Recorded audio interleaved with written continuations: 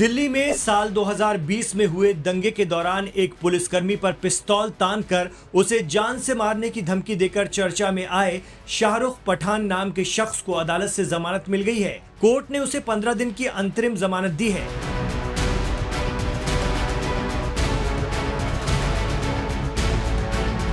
अदालत ने उसे ये राहत अपने बीमार पिता की देखभाल करने के लिए शुक्रवार को दी।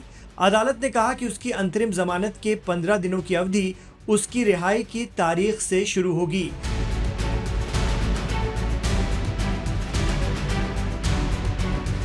शाहरुख पठान पर 2 मामलों में मुकदमा चल रहा है। उस पर 24 फरवरी 2020 को मौजपुर चौक के पास एक व्यक्ति को गोली मारकर घायल करने वाली दंगाई भीड़ का हिस्सा होने का आरोप है। साथ ही एक पुलिस कांस्टेबल दीपक दहिया पर पिस्तौल तानने का इल्जाम है। अदालत ने उसे 20,000 रुपए के निजी बॉन्ड और इतनी ही राशि की जमानत के बदले अंतरिम बेल दी। पठान की अंतरिम जमानत याचिका पर सुनवाई अतिरिक्त सत्र न्यायाधीश समीर वाजपेयी की अदालत में हुई। आरोपी ने इस आधार पर अंतरिम जमानत की मांग की थी।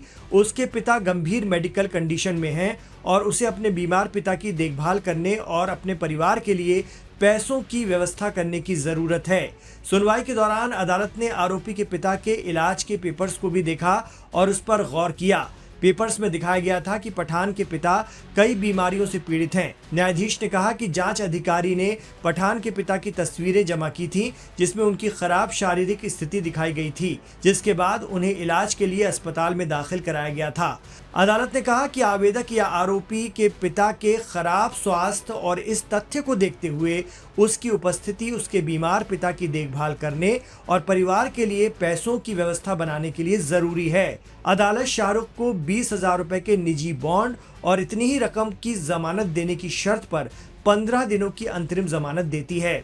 आरोपी को अंतरिम जमानत देते हुए अदालत ने कुछ शर्तें भी रखी, जिसमें पहली शर्त के मुताबिक आरोपी को अपना मोबाइल नंबर देना होगा और फोन को हमेशा चालू रखना होगा। दूसरी शर्त के मुताबिक आरोपी किसी गवाह या किसी अन्य सह आरोपी से ना तो संपर्क करेगा ना ही मिलेगा।